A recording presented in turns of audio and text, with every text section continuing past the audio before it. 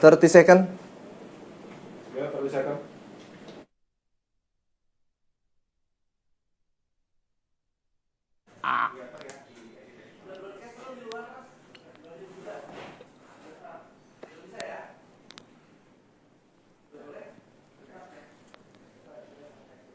Sudah, tadi barusan dicek ya.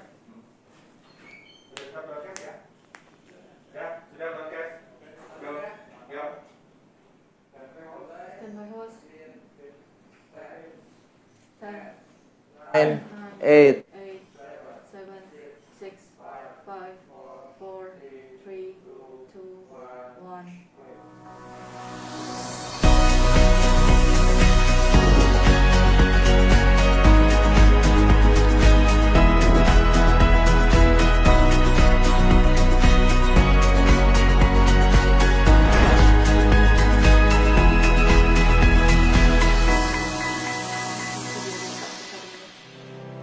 1. Apa nih bisa bantu?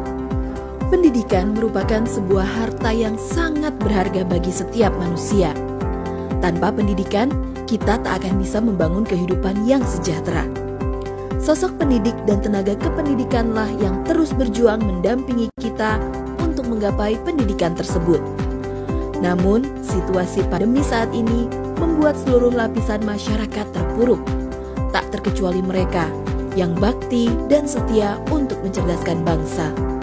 Untuk itu, Kementerian Pendidikan dan Kebudayaan didukung oleh Kementerian Keuangan dan Komite Penanganan COVID-19 dan Pemulihan Ekonomi Nasional melakukan bantuan subsidi upah bagi pendidik dan tenaga kependidikan non-pegawai negeri. Sebagai salah satu upaya untuk menjaga semangat pendidik dan tenaga kependidikan untuk tetap dan terus menyala di masa pandemi, agar mereka dapat terus mengabdi, mencerdaskan negeri ini untuk Indonesia maju.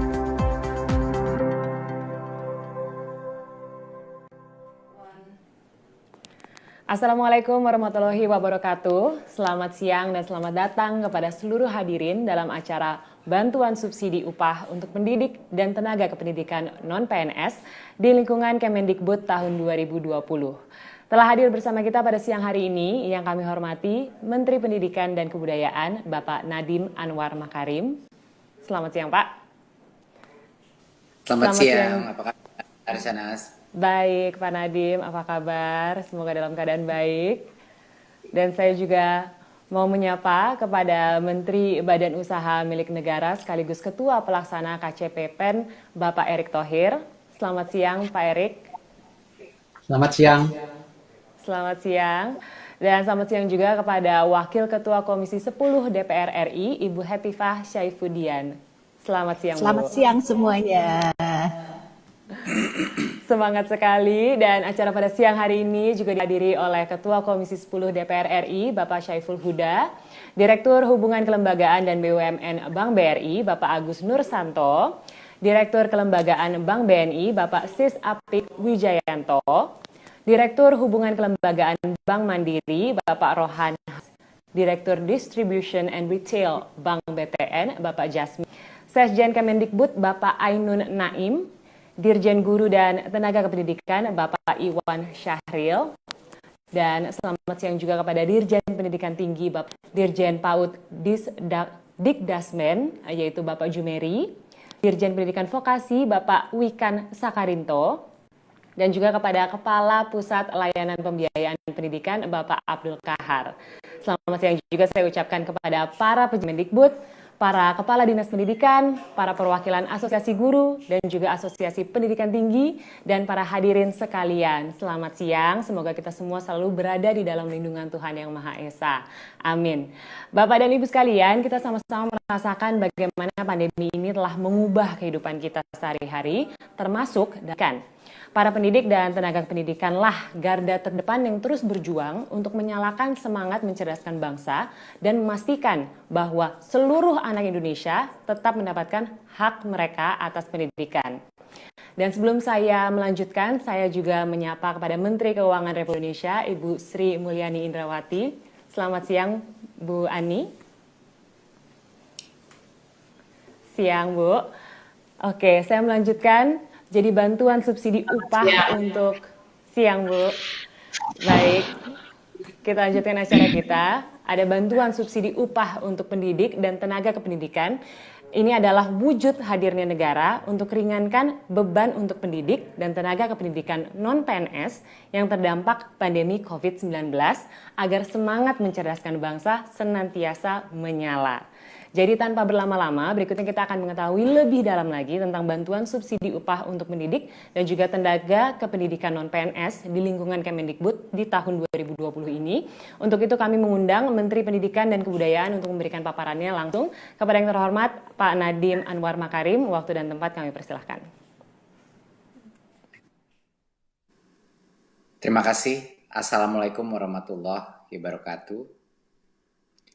Saya ingin pertama ucapkan terima kasih atas kehadiran Bapak Menpan RB, Ibu Menkyu, dan Bapak Menek BUMN untuk kehadirannya hari ini yang sungguh mengembirakan bagi ujung tombak pendidikan kita, yaitu para guru-guru honorer dan juga dosen kita.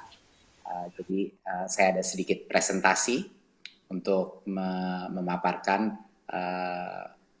apa saja program bantuan subsidi upah bagi pendidik dan tenaga pendidikan. Jadi ini sangat kabar yang gembira bahwa kita berencana untuk memberikan bantuan subsidi upah ini bagi sekitar 2 juta orang. Sekitar 2 juta orang. Dan dalam jumlah sebesar 1,8 juta yang diberikan sekaligus, satu kali kepada masing-masing penerima itu. Siapa saja yang akan kita berikan adalah kepada dosen, guru, non-PNS, guru yang diberi tugas sebagai kepala sekolah, pendidik PAUD, pendidik kesetaraan, dan juga tenaga perpustakaan, tenaga laboratorium, dan tenaga administrasi. Berarti operator sekolah pun termasuk di dalam bantuan subsidi upah ini. Kami mensasar total sekitar 2 juta orang, lebih dari 2 juta orang, 162.000 dosen dari PTN dan PTS, dan 1,6 juta, sedikit lebih dari 1,6 juta guru dan pendidik non-PNS pada satuan pendidikan negeri dan juga swasta. Jadi banyak yang menanyakan kami juga apakah ini termasuk swasta, jawabannya adalah iya. Karena guru-guru kita ada di sekolah-sekolah swasta dan mereka pun berhak mendapatkan bantuan dari pemerintah. Dan 237.000 sekitar tenaga perpustakaan, operator, tenaga laboratorium, dan tenaga administrasi tidak bisa di-exclude daripada bantuan ini.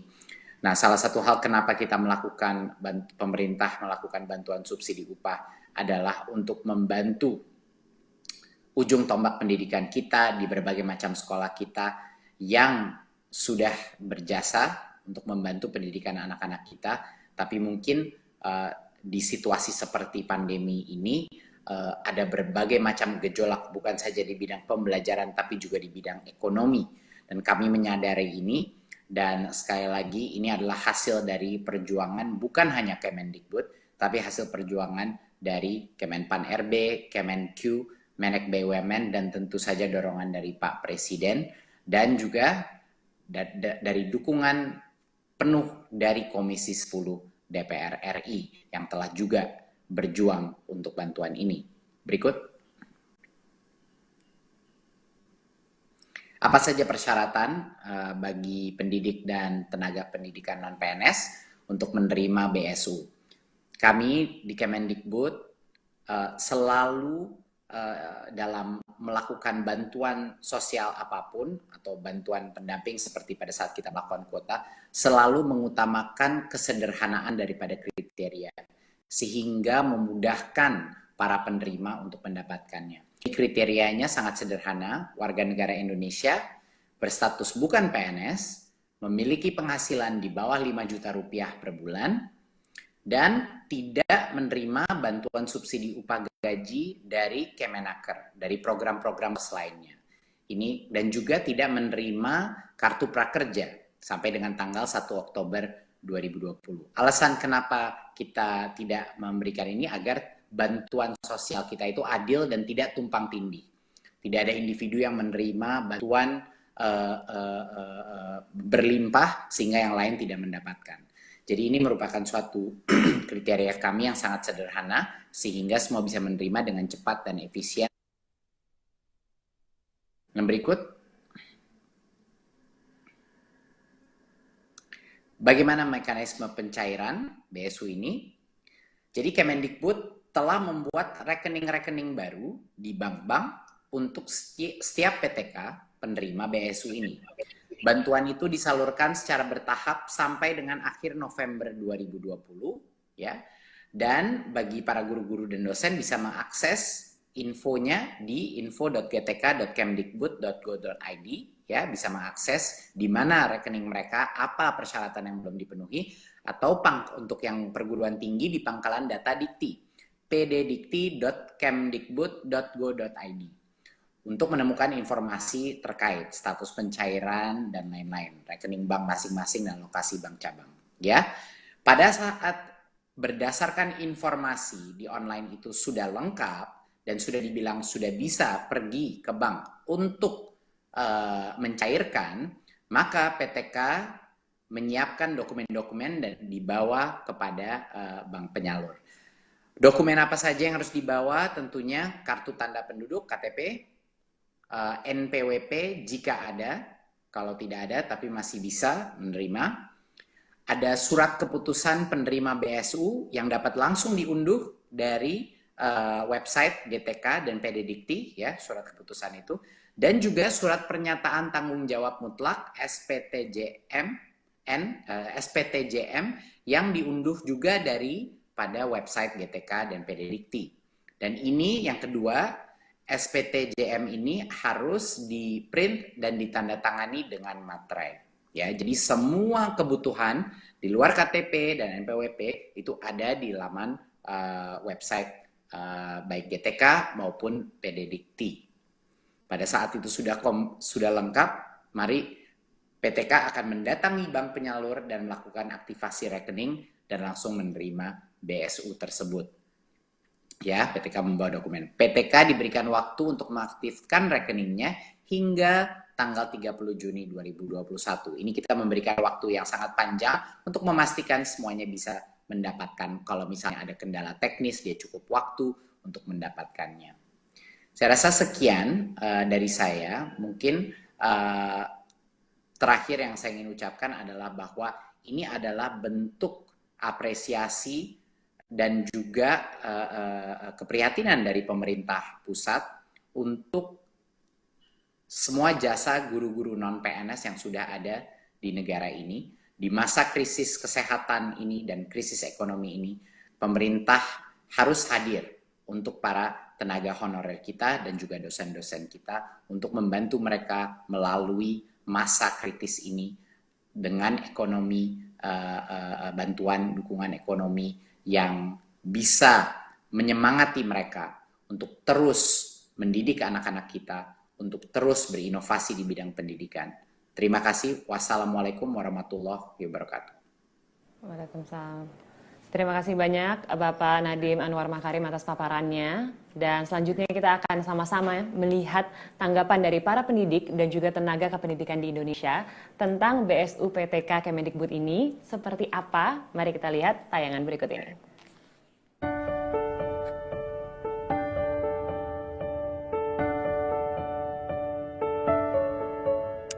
Saya menyambut baik atas kebijakan Menteri Pendidikan dan Kebudayaan yang akan memberikan bantuan subsidi upah bagi para guru-guru non-PNS. Pada saat pandemi seperti sekarang ini, bantuan tersebut sungguh sangat dinantikan oleh para guru dan tenaga pendidikan swasta. Banyak di antara para guru dan tenaga pendidikan tidak bisa mendapatkan gaji secara rutin di awal bulannya. Saya yakin mereka akan berterima kasih sekali menerima bantuan ini. Kami tahu semua bahwa kondisi mereka sangat memprihatinkan, beban semakin berat, sementara mereka juga kondisi ekonominya semakin melemah. Saya kira itu sangat penting dalam upaya mendukung proses pembelajaran tetap berjalan dan mereka bisa berkonsentrasi mengajar tanpa memikirkan asap dapur mereka.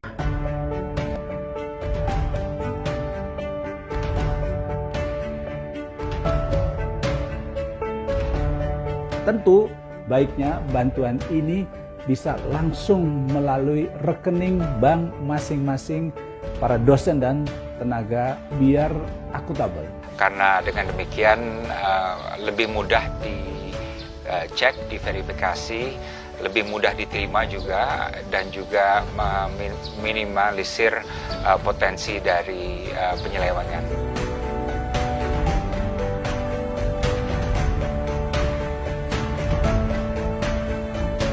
Di masa depan, bantuan subsidi upah tentu saja masih sangat diperlukan, meskipun insya Allah pandemi akan berakhir. Semoga bantuan subsidi tersebut disalurkan tepat waktu dan tepat sasaran kepada guru non-PNS yang sangat membutuhkan. Harapan saya adalah bahwa program ini dipermanenkan karena ini sudah menjadi bagian janji Pak Presiden Jokowi di masa akhir periodenya. Beliau berkonsentrasi kepada pengembangan sumber daya manusia. Mesin daripada pengembangan sumber daya manusia adalah guru dan tenaga kependidikan tadi. Dan selanjutnya kami berharap perhatian lebih besar lagi kepada kawan-kawan guru non-PNS, terutama dalam upaya memastikan mereka memiliki kualitas dan posisi sebagai guru profesional.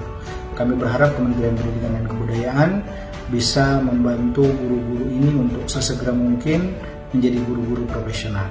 Peluncuran bantuan subsidi upah bagi pendidik dan tenaga kependidikan non-PNS diharapkan dapat mendukung pendidik dan tenaga kependidikan dalam menjalankan tugas mulianya, yaitu mendidik anak bangsa yang dalam situasi pandemi ini menjadi lebih menantang dibandingkan tahun-tahun sebelumnya. Nah itu dia, tadi kita sudah melihat tanggapan tentang BSUPTK Kemendikbud tahun 2020. Nah langsung saja kali ini kita akan berbincang-bincang dengan para narasumber kita hari ini yang sungguh luar biasa. Untuk itu kami mengundang Menteri Pendidikan dan Kebudayaan Bapak Nadiem Anwar Makarim.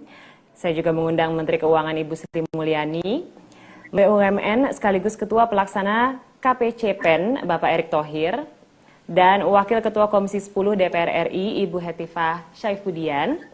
Selain itu juga telah hadir bersama kita perwakilan penerima manfaat, yaitu Bapak Muhammad Kasim, perwakilan guru dari SMPN 41 Satap Batu Putih, Maros, Sulawesi Selatan. Oke, untuk kesempatan pertama mungkin saya ingin menyapa dan juga bertanya kepada Pak Erick Thohir terlebih dahulu.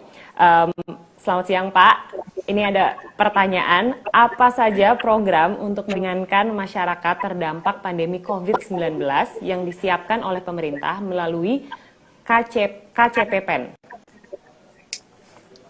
Ya, terima kasih. Saya rasa di sini juga ada Ibu Menkyu yang merupakan wakil ketua, dan tanpa dukungan beliau tidak mungkin juga kami KPCPN bisa berjalan.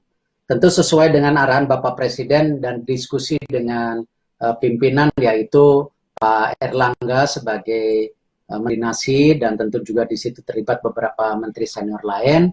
Bagaimana memang program Indonesia Sehat, Indonesia Bekerja, Indonesia Tumbuh bisa berjalan dengan baik.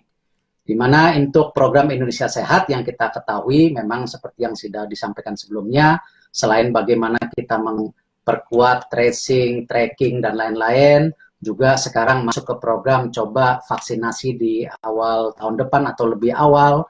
Dan tentu yang terpenting pada Indonesia Sehat ini juga didampingi yaitu Indonesia Bekerja. Nah, kita ingin memastikan sesuai dengan arah pertumbuhan yang Ibu sampaikan bahwa kita harap ada sustainability yang kita lakukan.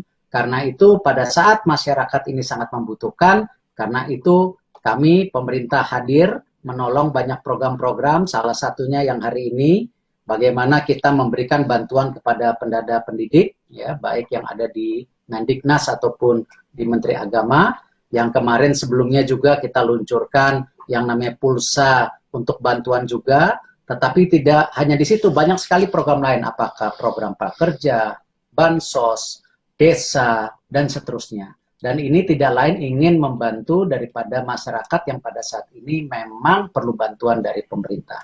Tetapi kita tidak boleh berpuas di situ. Kita tetap berharap Indonesia ke depan tumbuh, karena itu tetap investasi yang dilakukan pemerintah, apakah pembukaan lapangan kerja, apakah pembangunan infrastruktur, food estate, dan lain-lain tetap dijalankan berkesinambungan untuk agar ketika COVID-19 ini bisa recovery, Indonesia tetap tumbuh seperti diharapkan.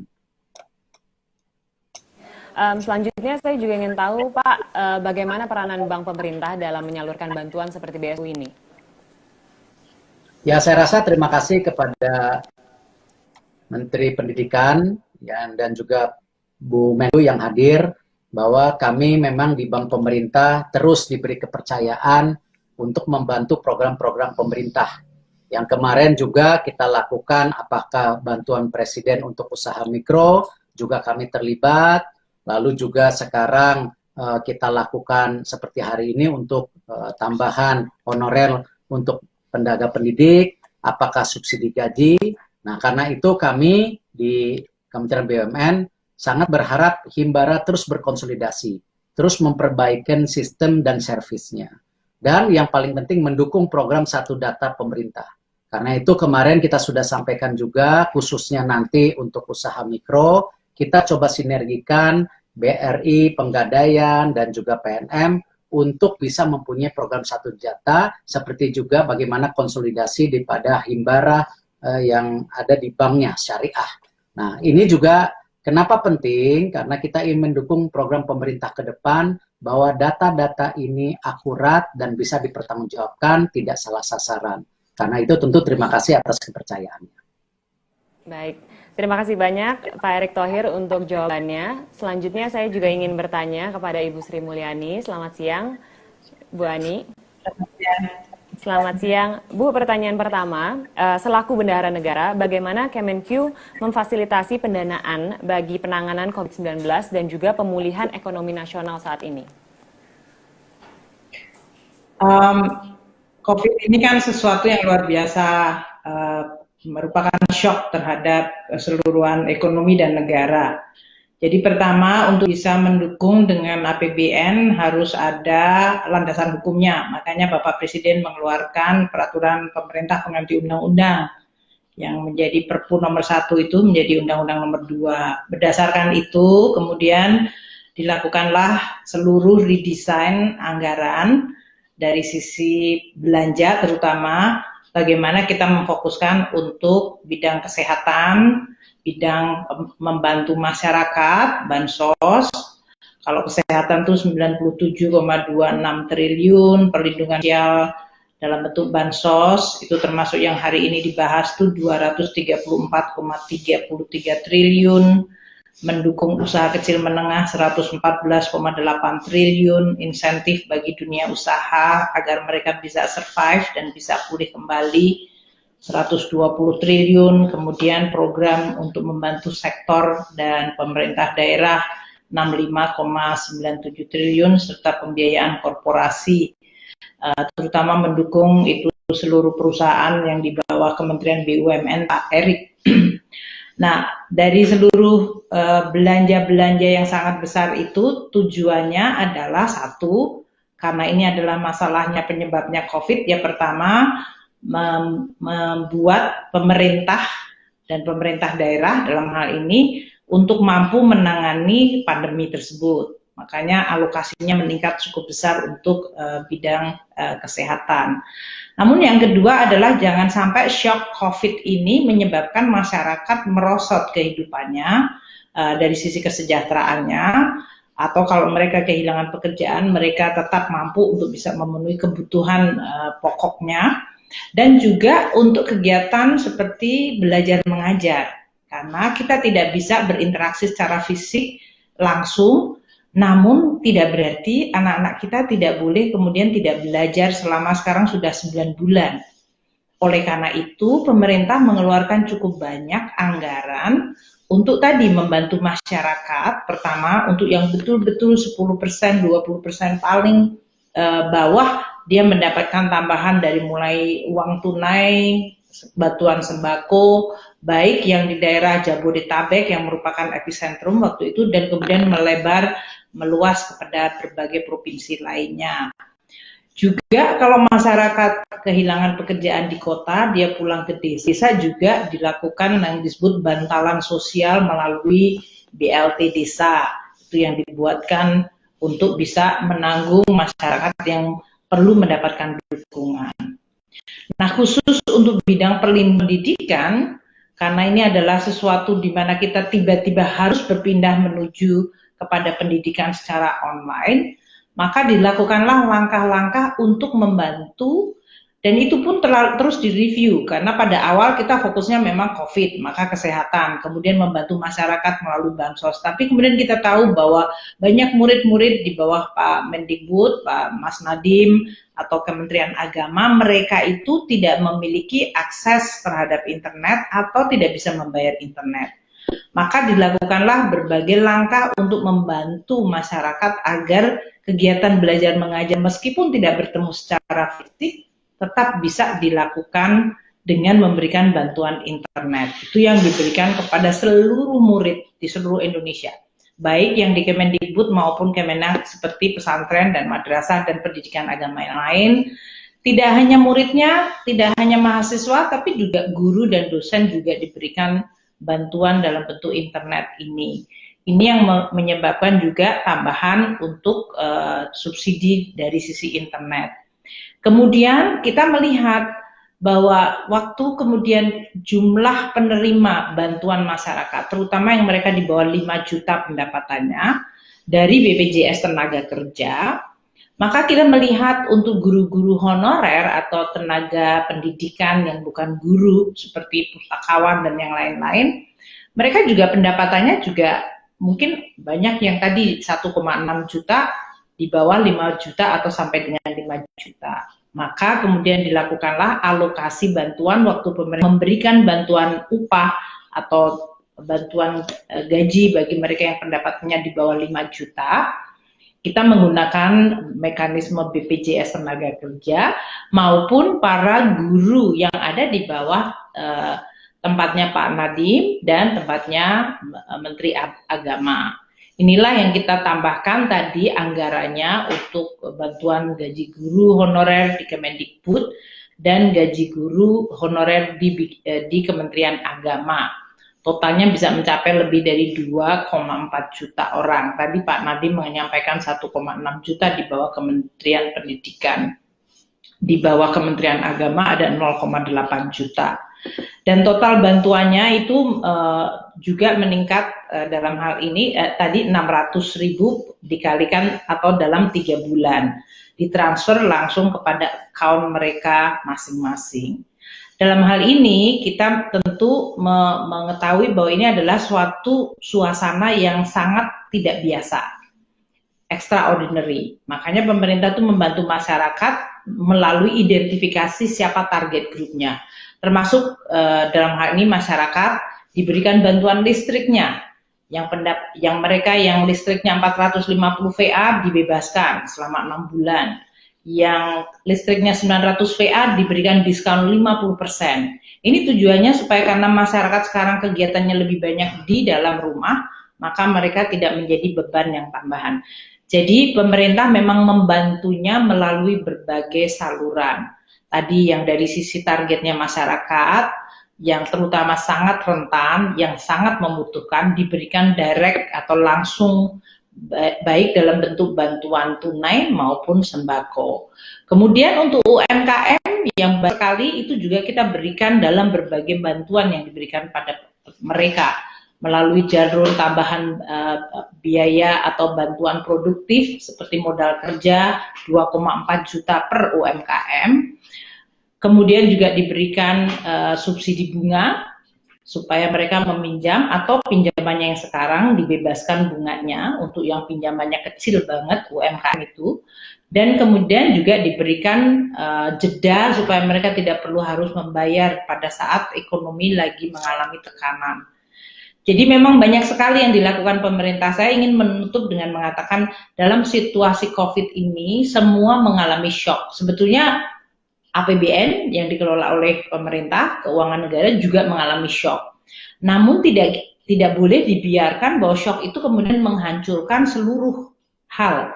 Dari mulai kesehatan, sosial, kegiatan pendidikan, kemudian dari sisi usaha kecil menengah dan ekonomi.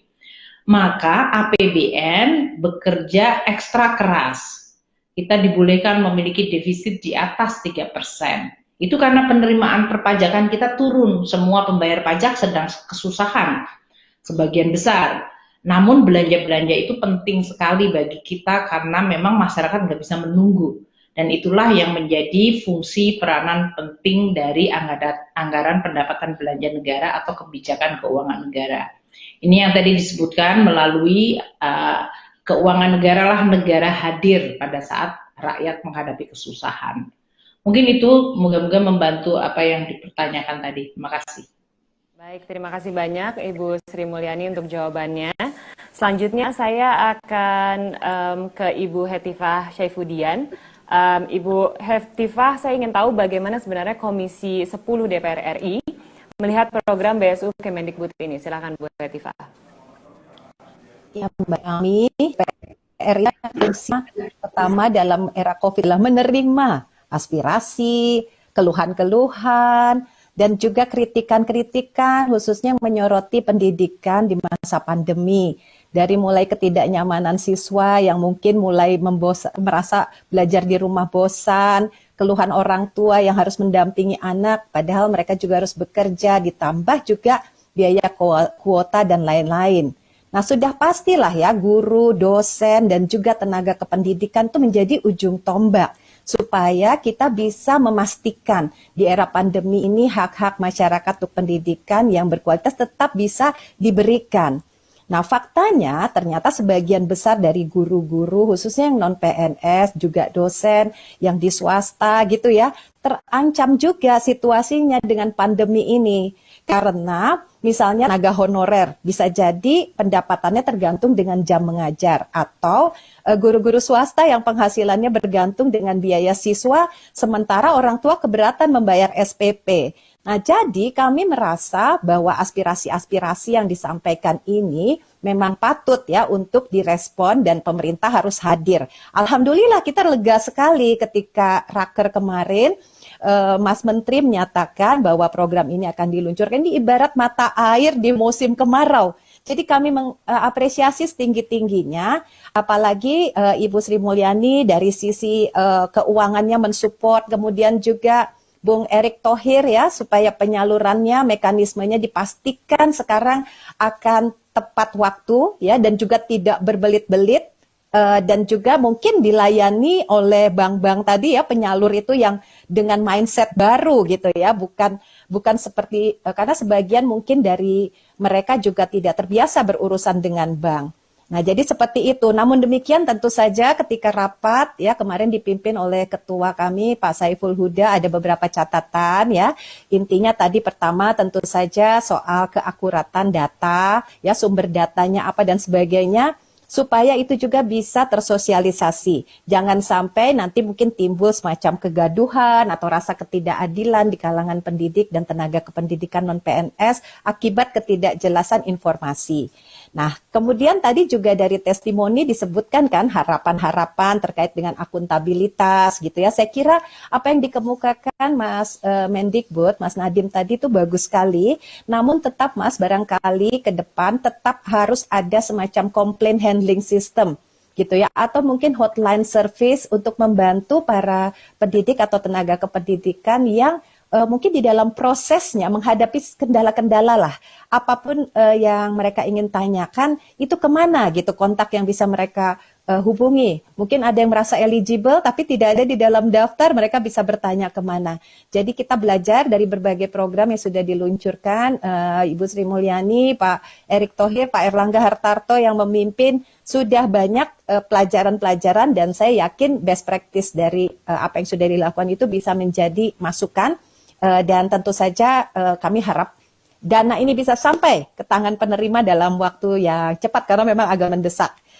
Dan juga tentu saja kami berharap semangat para guru dan tenaga kependidikan, dosen-dosen ya yang non-PNS ini bisa tetap tinggi, memberikan yang terbaik bagi siswa walaupun banyak tantangan-tantangan yang tidak mudah yang masih harus kita hadapi.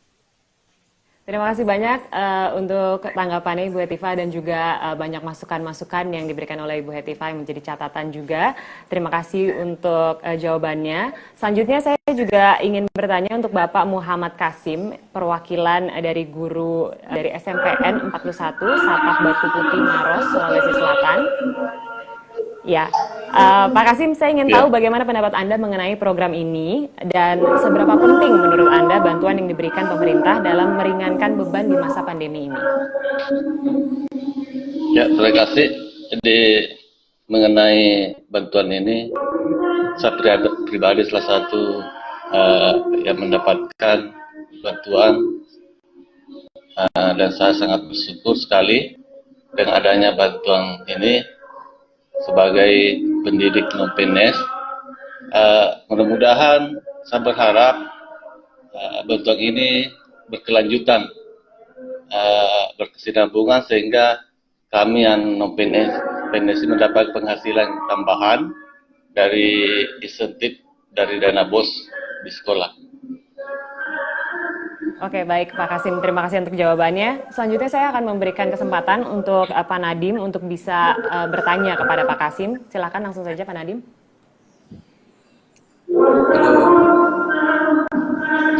Ya Pak Tri. Ingin menanyakan bagaimana jadinya menurut Pak Kasim yang akan paling terbantu dari dana ini adalah uang untuk apa? Yang paling akan terbantu untuk guru-guru honorer di daerah misalnya. Itu akan paling membantu untuk apa? Yang paling membantu mengenai bantuan ini termasuk membantu mengenai kebutuhan keluarga.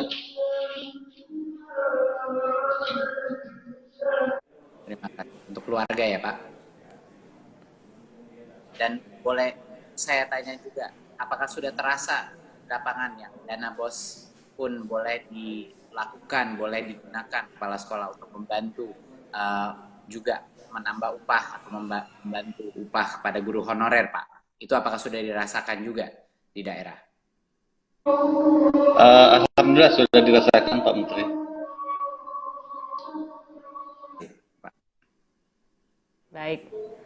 Baik, apakah sudah cukup Pak Nadiem pertanyaan yang diberikan ke Pak Kasim? Baik, terima kasih banyak dan tidak terasa juga sesi bincang-bincang kita siang hari ini sudah berakhir. Begitu banyak informasi yang bisa kita dapatkan mengenai BSU, PTK, Kemendikbud yang tentunya kita harapkan dapat berjalan dengan lancar dan harapan dan rencananya juga bisa berjalan dengan baik. Sekali lagi saya ucapkan terima kasih para panelis kita hari ini. Ada Bapak Nadiem Anwar Makarim, Ibu Sri Mulyani, Bapak Erick Thohir, Ibu Hetifah Syaifudian, dan juga Bapak Muhammad Kasim. Terima kasih atas waktunya dan juga semua informasi yang sudah diberikan.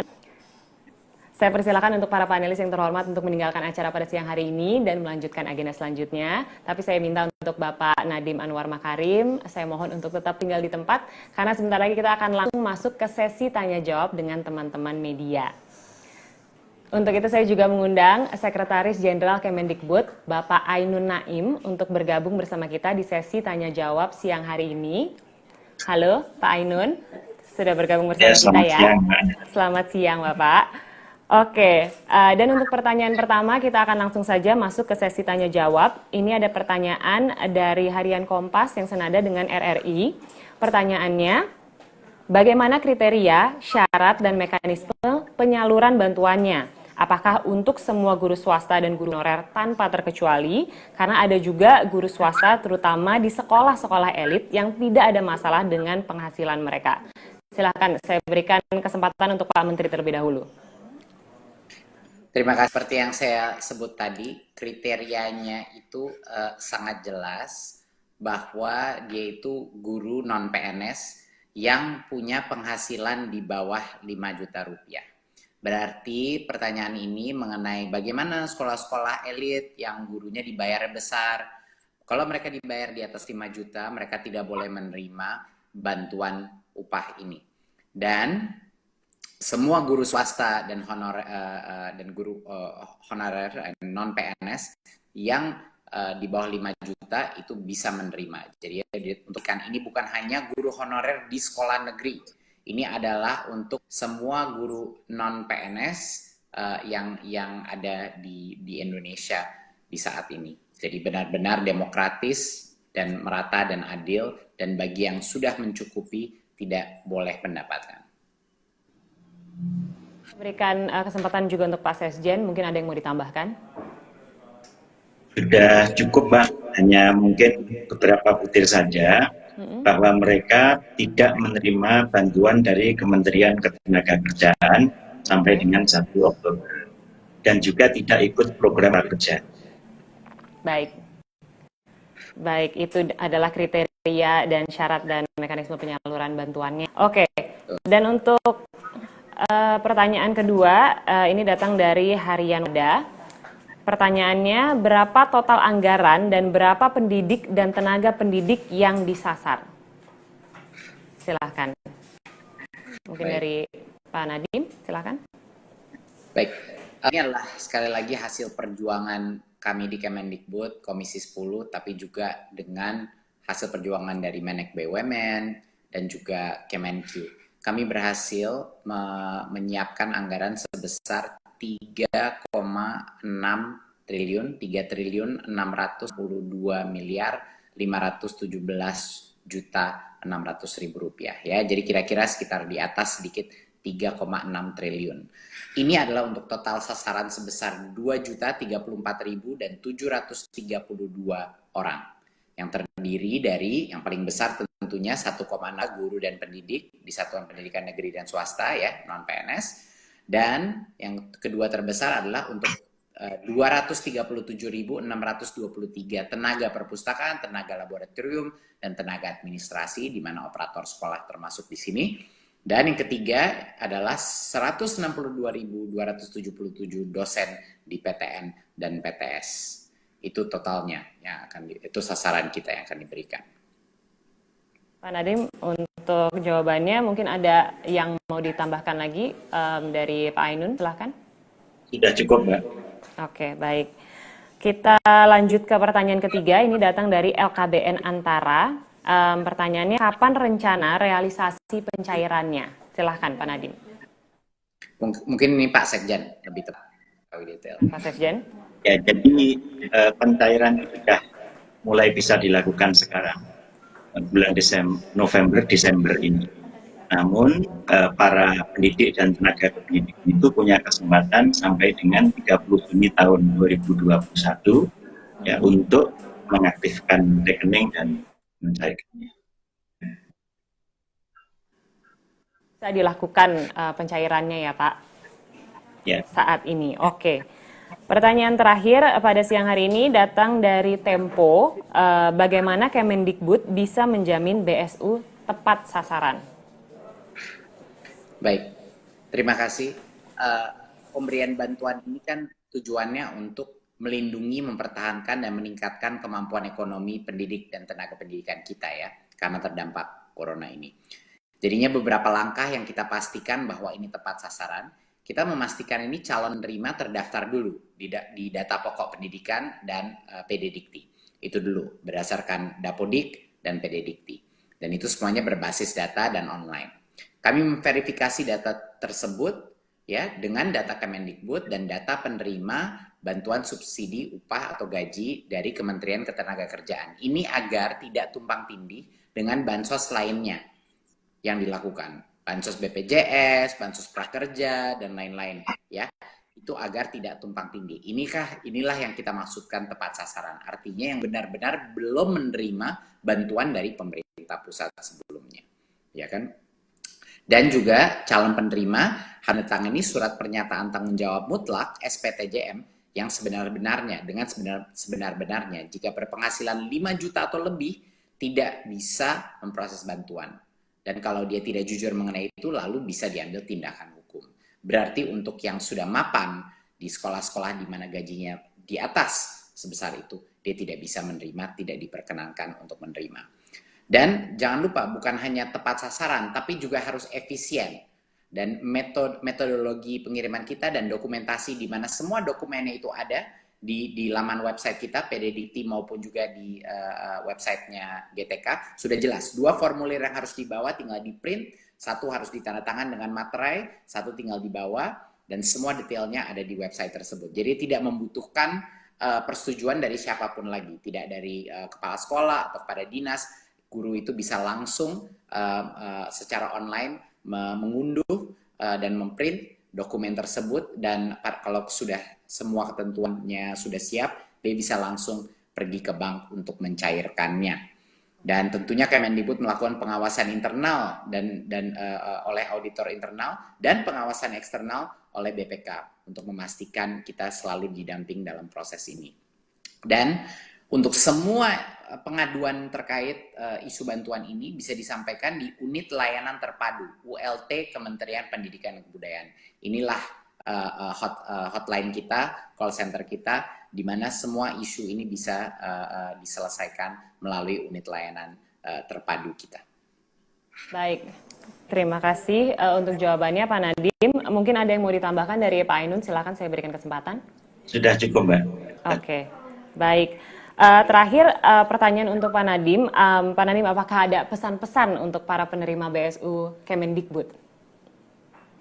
Terima kasih. Yang pertama adalah dari awal masa jabatan saya dan tim saya selalu berkomunikasi bahwa kita adalah Kementerian Pendidikan Kebudayaan Republik Indonesia, bukan Kementerian Pendidikan untuk sekolah negeri. Dan kita bukan hanya menyebut itu sebagai suatu filsafat saja, tapi kami terapkan dalam berbagai macam kebijakan kita yang berpihak kepada guru-guru swasta dan guru-guru non-PNS honorer yang ada di sekolah-sekolah kita. Yang pertama kita lakukan dari awal masa krisis ini adalah kita langsung melakukan proses pentransferan dana BOS langsung ke rekening sekolah, agar banyak sekali sekolah-sekolah kita menerima uangnya tepat waktu.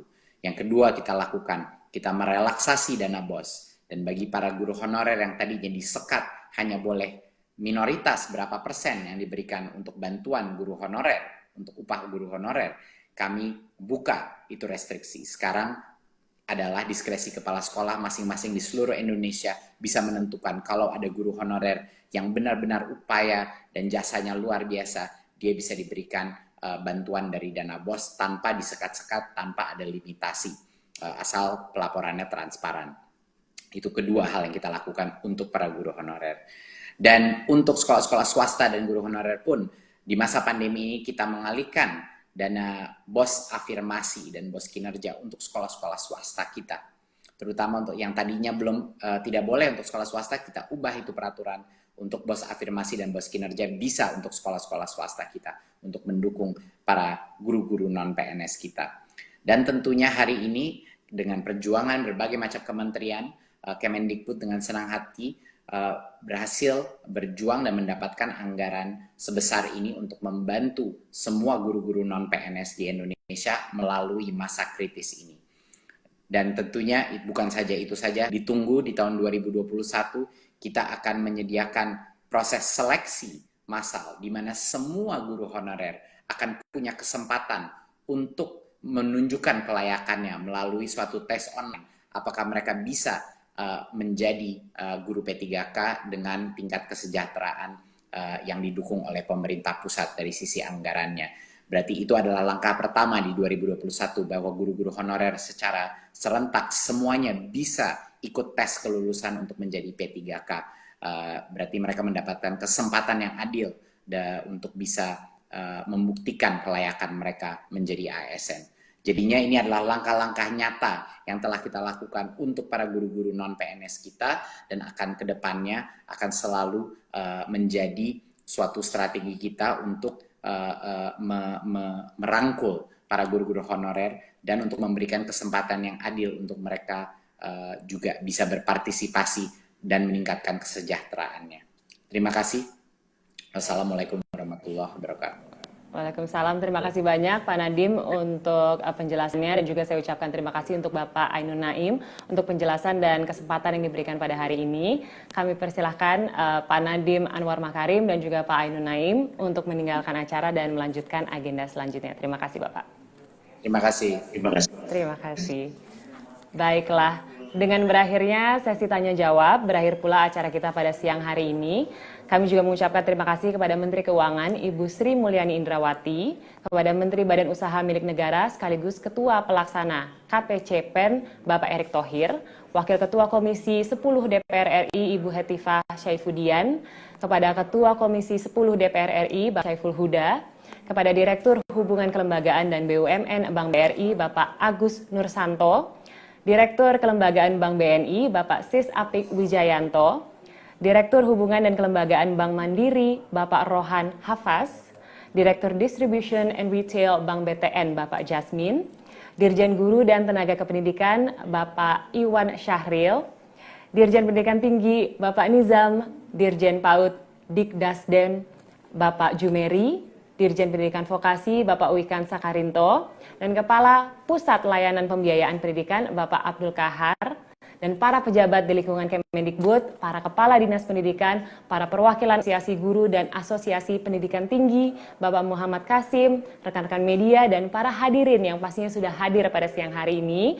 Semoga seluruh informasi yang kita terima hari ini bisa membangkitkan semangat kita untuk selalu bersama-sama mendukung satu sama lain, khususnya kepada para pendidik dan juga tenaga pendidik di Indonesia, karena merekalah yang menjadi ujung tombak dari majunya pendidikan di Indonesia.